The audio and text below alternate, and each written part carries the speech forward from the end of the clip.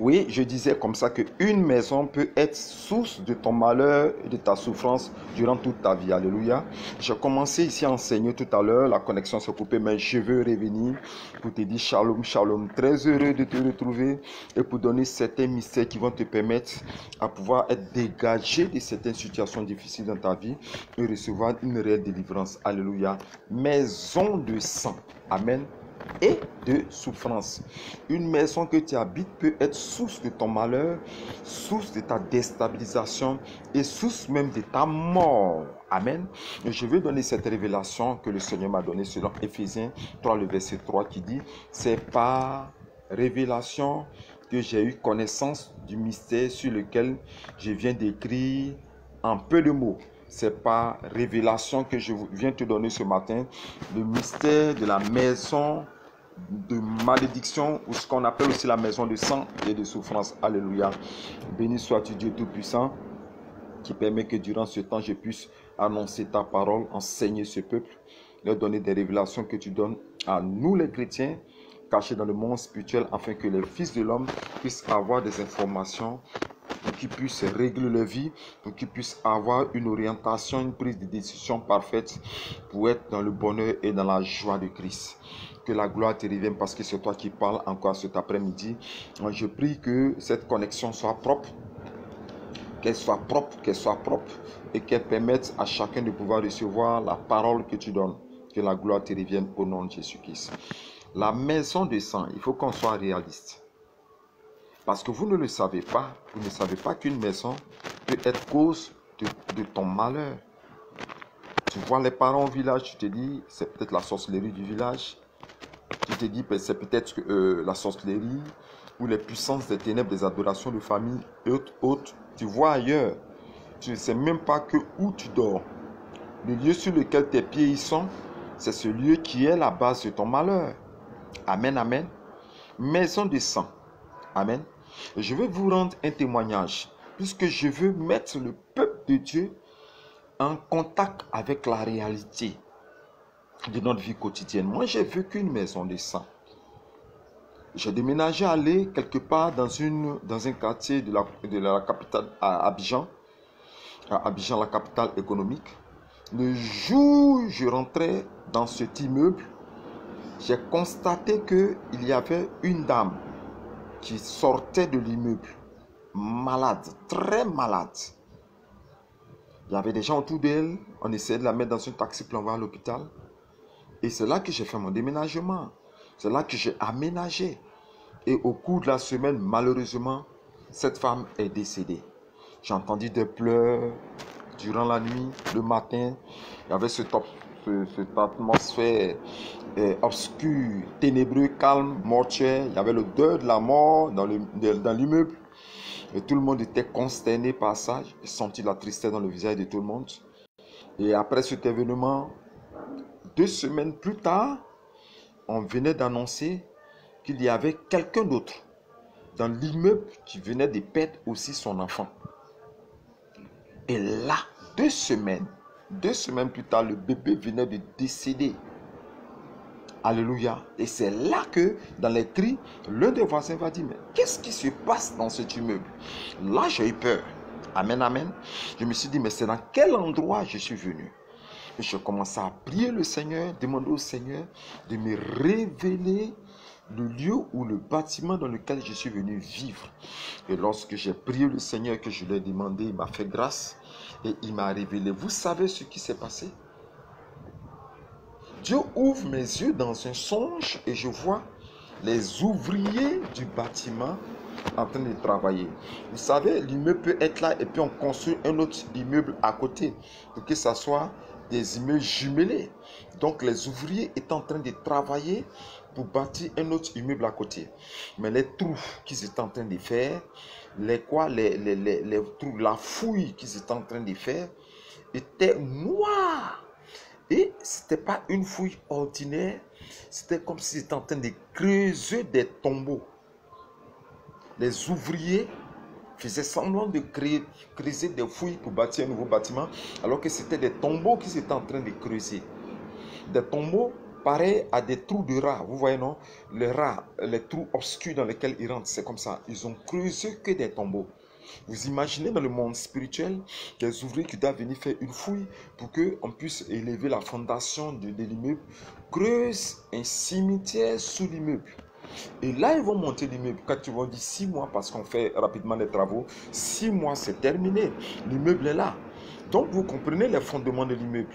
Le fondement de ce bâtisse est un fondement mortuaire. Ce n'est pas un fondement du Saint-Esprit, c'est le fondement de la mort. Vous imaginez un peu ce qui va se passer? Ceux qui vont vivre dans la maison, qu'est-ce qu'ils vont vivre si le propriétaire de la maison, parce que je pense que c'est lui, en accord avec les confréries sélectives qu'il a faites, de la sorcellerie des ouvriers, a donné ordre que ce bâtiment, sous ce bâtiment dans le monde spirituel, soit établi un cimetière. Mais le cimetière, ce sont des tombeaux.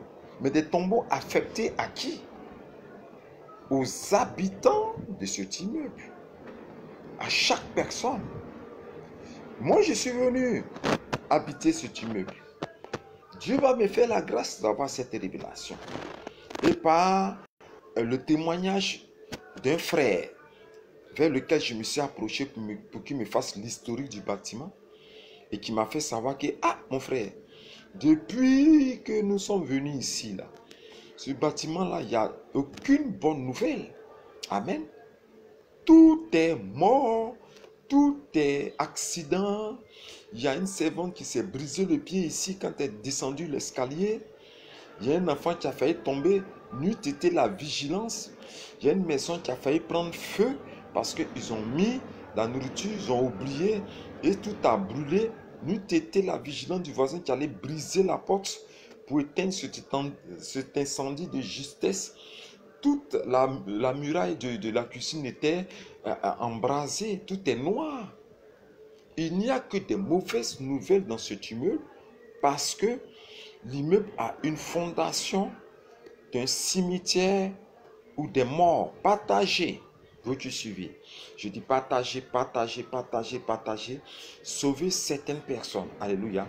Si l'immeuble est bâti sur un cimetière, une fondation mortuaire, et si tu habites cet immeuble, tout sera deuil, lamentation, tristesse et souffrance jusqu'à l'agonie. Vous allez me demander, qu'est-ce qu'il faut faire dans ce genre de cas?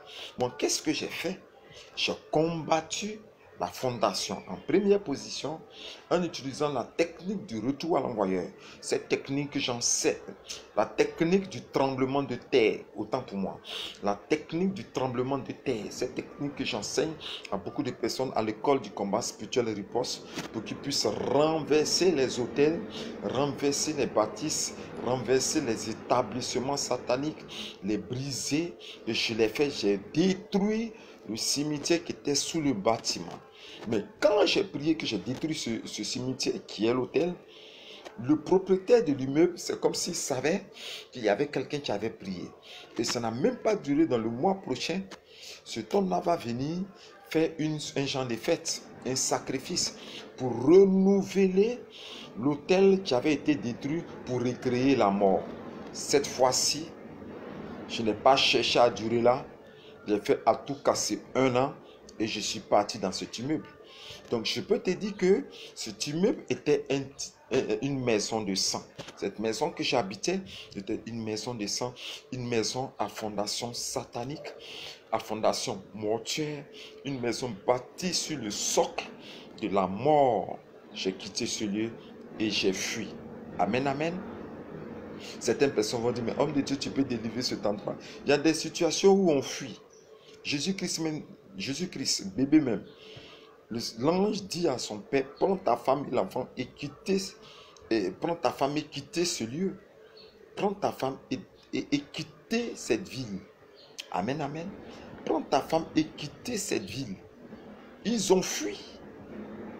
Amen. Donc il y a des situations, c'est parce que tu as dit que non, je parle en langue, j'ai des révélations, Dieu me parle beaucoup, je vais rester dans ce genre de situations. Non, il y a des situations où on part. Amen, amen. C'est une maison de sang. Si tu sais que tu es concerné par ce que je t'ai dit, mon frère, et que tu pries et qu'il n'y a pas de solution, cherche à partir avant que le malheur ne puisse t'atteindre. Alléluia. Est-ce que tu as compris? Amen, amen. Le deuxième type de maison de sang, amen, c'est la maison de pauvreté. Selon le propriétaire des maisons, parce que la plupart du temps, chaque maison, la plupart des maisons bâties en Afrique sont déjà en alliance avec le Dieu du propriétaire.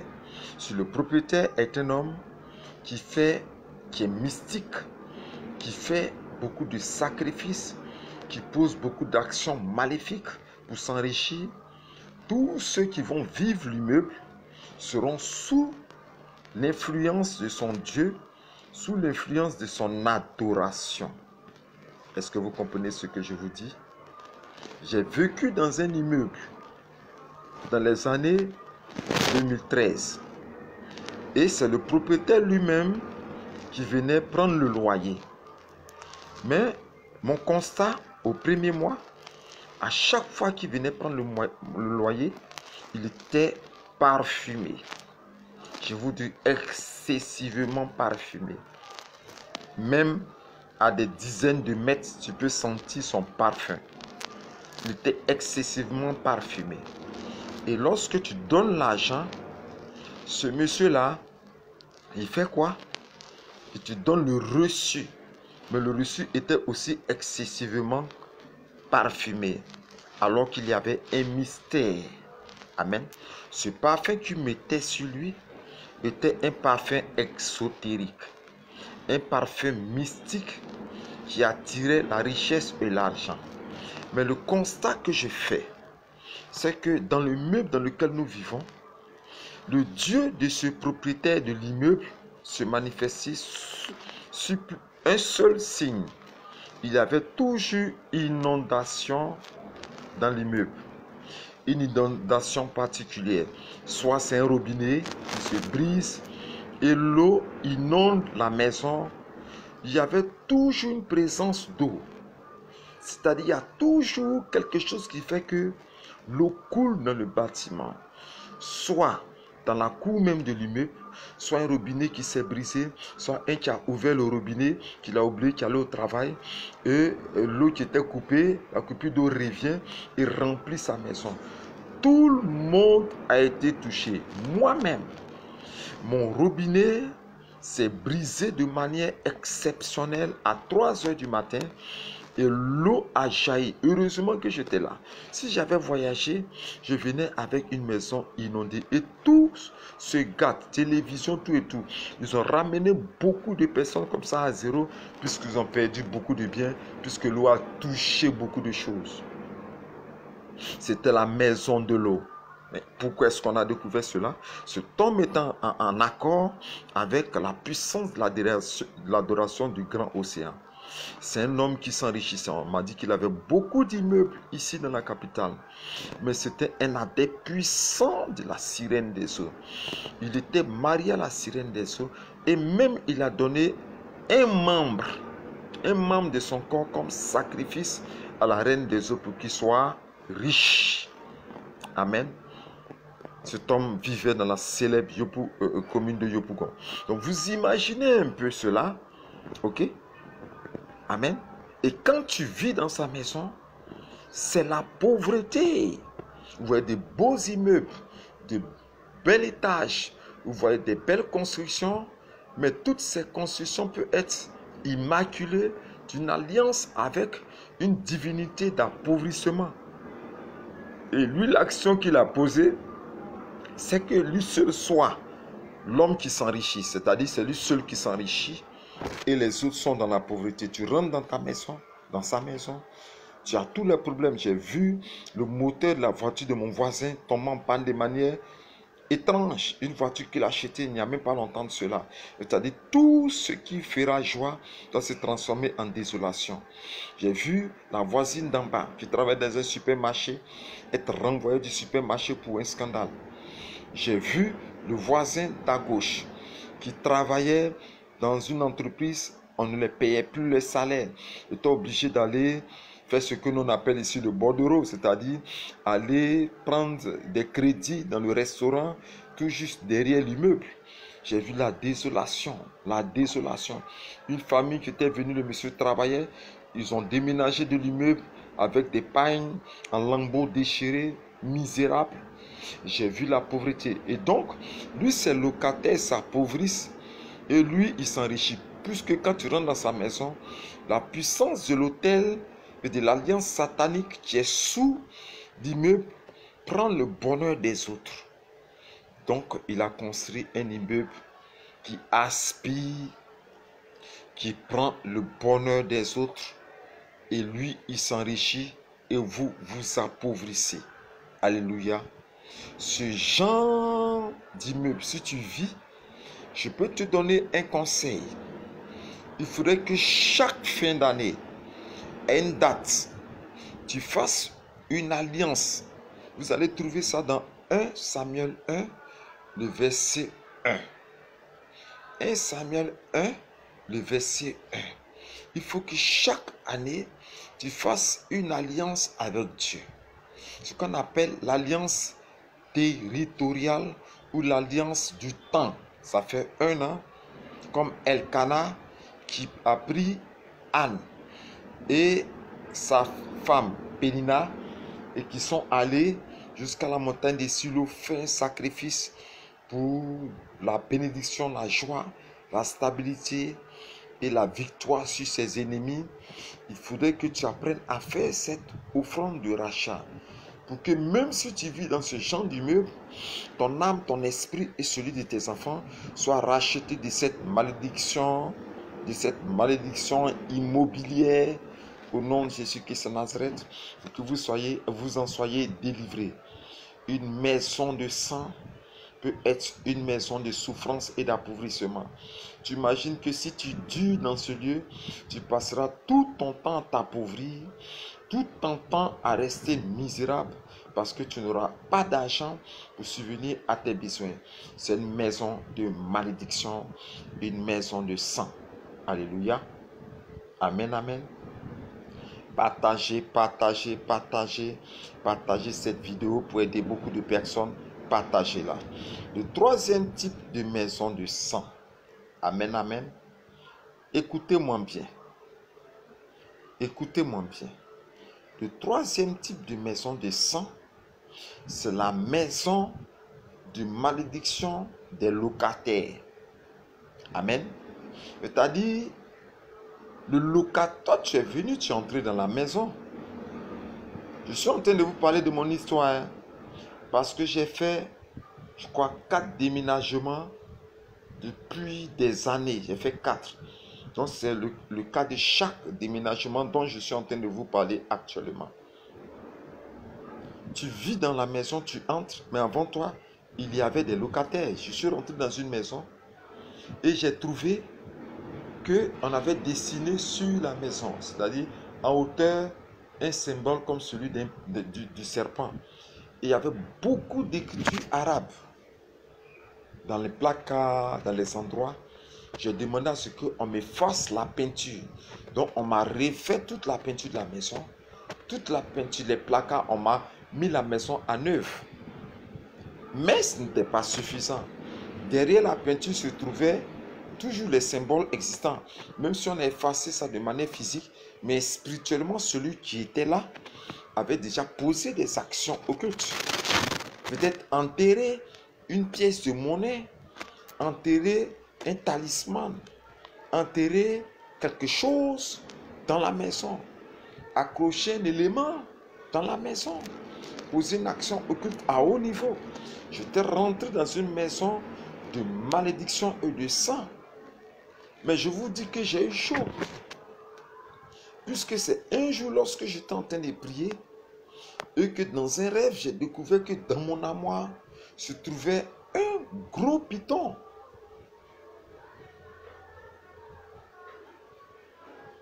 Cet homme qui habitait cette maison avait fait alliance avec un python. C'était ce serpent qui l'enrichissait.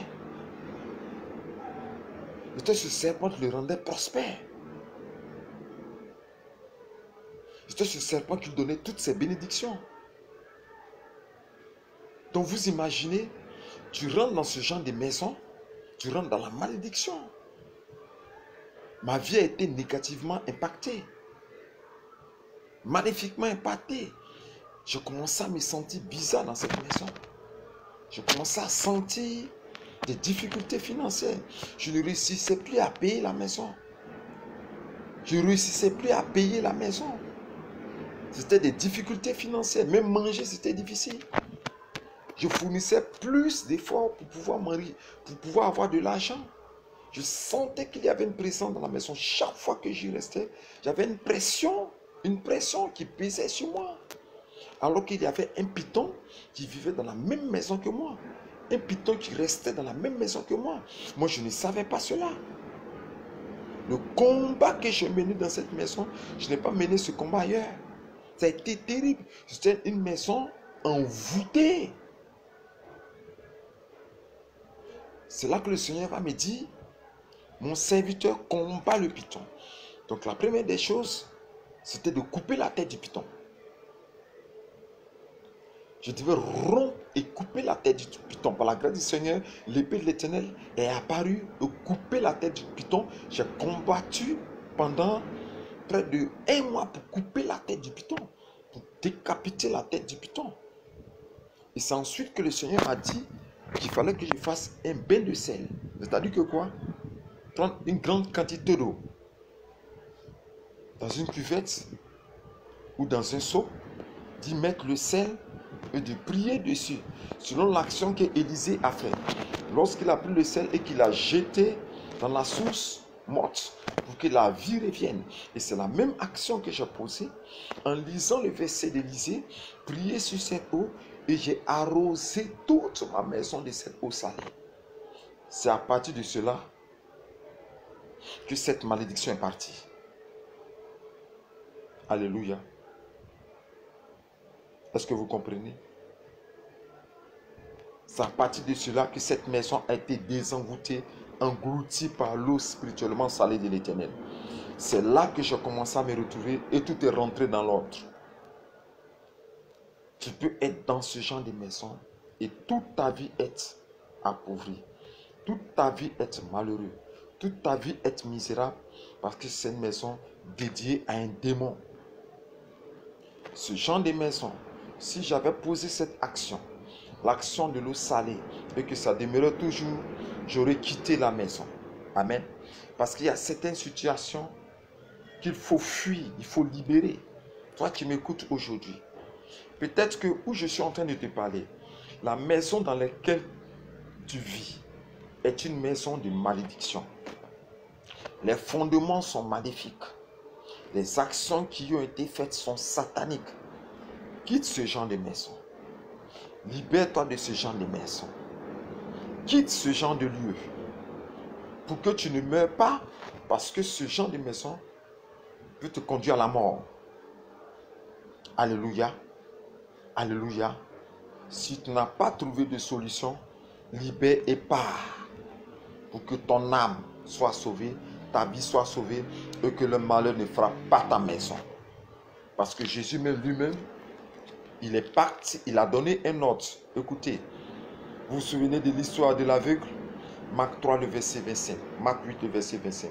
Jésus lui mit de nouveau les mains sur les yeux. Et quand l'aveugle regarda fixement, il fut guéri et vit tout distinctement. Alors Jésus le renvoya dans sa maison en disant, n'entre pas au village. Jésus à Bethsaïda avait rencontré cet aveugle. Et il a pris sa salive, il a mis sur les yeux de l'aveugle, lui a imposé les mains, il a prié, il lui a dit, que vois-tu? L'aveugle dit qu'il voit des hommes comme des arbres. Écoutez-moi, des arbres. Jésus reposa cette action, il a dit, que vois-tu? Et l'homme fut guéri. Cet homme qui a tiré la main pour faire sortir du village, pour le guérir, Jésus dit à cet homme, tu es guéri, mais ne retourne plus au village.